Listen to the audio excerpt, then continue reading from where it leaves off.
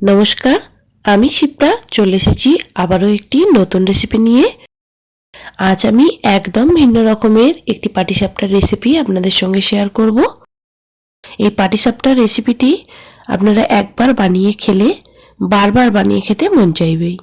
তাই রেসিপিটি স্কিপ না করে পুরোটা দেখার অনুরোধ রইল। আর যদি আমার রেসিপিটি আপনাদের ভালো লেগে থাকে তাহলে অবশ্যই আমার চ্যানেলটি সাবস্ক্রাইব করে দেওয়ারও অনুরোধ রইল। চলুন দেরি না করে মূল রেসিপিতে ফেরা যাক। পাটিসাপটাটি বানাবার জন্য প্রথমেই আমি একটি মিক্সিং বোলের মধ্যে নিয়ে নিচ্ছি হাফ বাটি পরিমাণ সুজি, আর ওই একই বাটিতে আমি নিয়ে নিচ্ছি হাফ বাটি পরিমাণ সেদ্ধ চালের গুঁড়ো, আর দিয়ে দেব 2 বাটি পরিমাণ ময়দা। আর এবার এখানে দিয়ে দিচ্ছি আমি স্বাদ মতো নুন, দিয়ে শুকনো উপকরণগুলোকে আমি খুব ভালোভাবে মিশিয়ে নেব। এবার এখানে অল্প অল্প জল দিয়ে আমি একটা ব্যাটার বানিয়ে নেব। এই ব্যাটারটা তৈরি করার সময় আমি একবারে বেশি জল দেব না, অল্প অল্প জল দিয়ে একটা স্মুথ ব্যাটার আমি এখানে তৈরি করে নেব।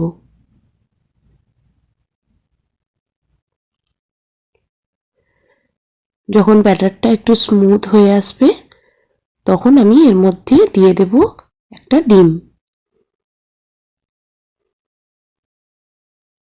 ডিমটা দেওয়ার কারণে পাটিসাপটাটা তৈরি হওয়ার পরে খুবই সফট থাকবে এবং গাগুলো ফেটে যাবে না। ডিমটা দেওয়ার আপনারাও চেষ্টা করবেন।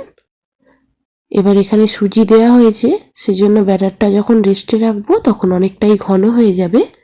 সেজন্য আরও কিছুটা জল দিয়ে এটাকে আমি এবার 30 মিনিটের জন্য রেস্টে রেখে দিচ্ছি।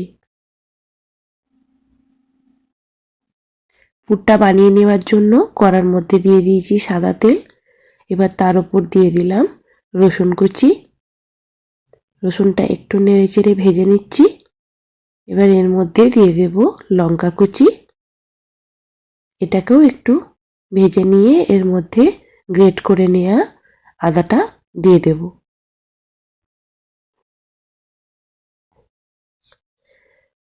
খুব ভালোভাবে আদা রসুন কাঁচা লঙ্কা ভেজে নিচ্ছি। এবার দুটো বড় সাইজের পেঁয়াজ কুচো করে নিয়েছি, সেটাও এর মধ্যে অ্যাড করে ভালোভাবে ভেজে নেব। এর মধ্যে একটু নুন অ্যাড করলাম। নুনটা দেওয়ার কারণে পেঁয়াজটা তাড়াতাড়ি নরম হয়ে আসছে। এবার এর মধ্যে দিয়ে দিলাম দুটো বড় সাইজের গ্রেট করে নেওয়া গাজর, দিয়ে এটাকে খুব ভালোভাবে পেঁয়াজের সঙ্গে মিশিয়ে নেব। হাফ চামচ পরিমাণ দিয়ে দিচ্ছি হলুদ গুঁড়ো, দিয়ে খুব ভালোভাবে হলুদ গুঁড়োটা এর সঙ্গে মিশিয়ে নিতে হবে। এবার ঢাকা চাপা দিয়ে লো হিটে এটাকে 5 মিনিট রান্না করে নেব। 5 মিনিট পরে গাজরটা অনেকটাই সেদ্ধ হয়ে গেছে। এবার এর মধ্যে আমি দিয়ে দিচ্ছি 4টে বড় সাইজের আলু, যেটা আগে থেকে আমি সেদ্ধ করে নিয়েছি। এবার এটাকে আমি একটু ম্যাশার দিয়ে ম্যাশ করে নিচ্ছি।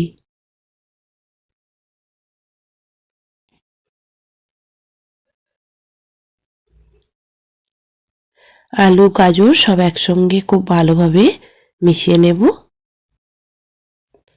দিয়ে দিচ্ছি কেটে রাখা ধনেপাতা কুচি।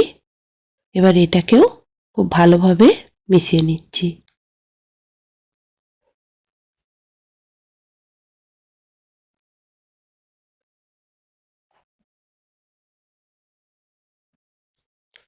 দিয়ে দিলাম হাফ চামচ পরিমাণ চিনি, আর শুকনো খোলায় জিরে ধনে মৌরি ভেজে নিয়েছিলাম সেটা 1 চামচ এখানে দিয়ে দিলাম।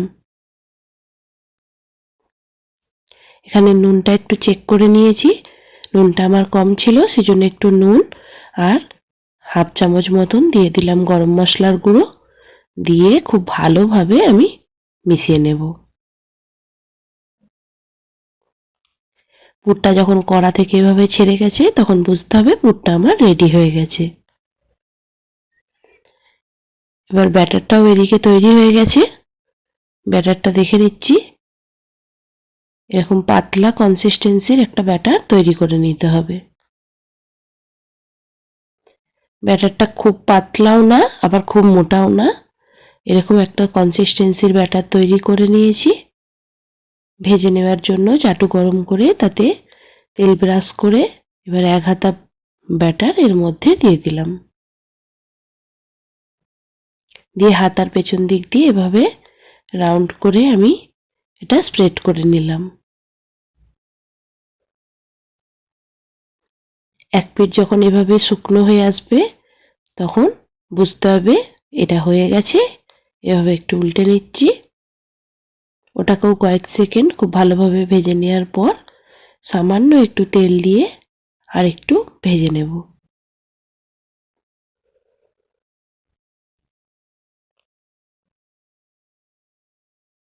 এবার এর মধ্যে আমি পুরটা দিয়ে দেব।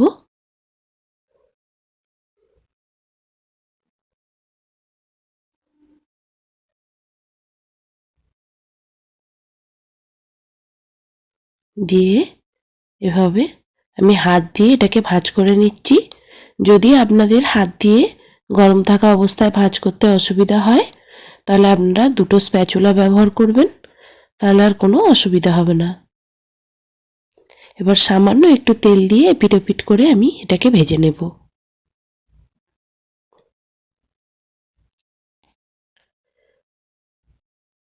পাটিসাপটাটা আমাদের এখানে প্রায় তৈরি হয়ে গেছে।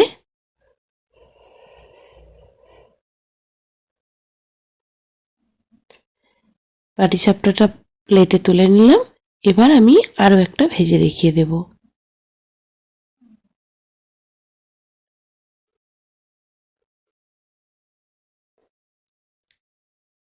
একইভাবে আমি এটাকেও ভাঁজ করে নেব।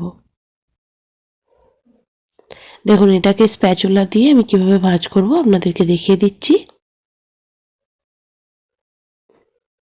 আমার এই আজকের এই রেসিপিটি আপনাদের কেমন লাগলো আমাকে অবশ্যই জানাবেন, আর ভালো লাগলে লাইক করে বন্ধুদের সঙ্গে শেয়ার করবেন। এতক্ষণ আমার সঙ্গে থাকার জন্য সবাইকে অসংখ্য ধন্যবাদ। আবারও নতুন কোনো ভিডিও নিয়ে খুব তাড়াতাড়ি আপনাদের কাছে ফিরে আসব। ততক্ষণ সবাই সুস্থ থাকবেন, ভালো থাকবেন।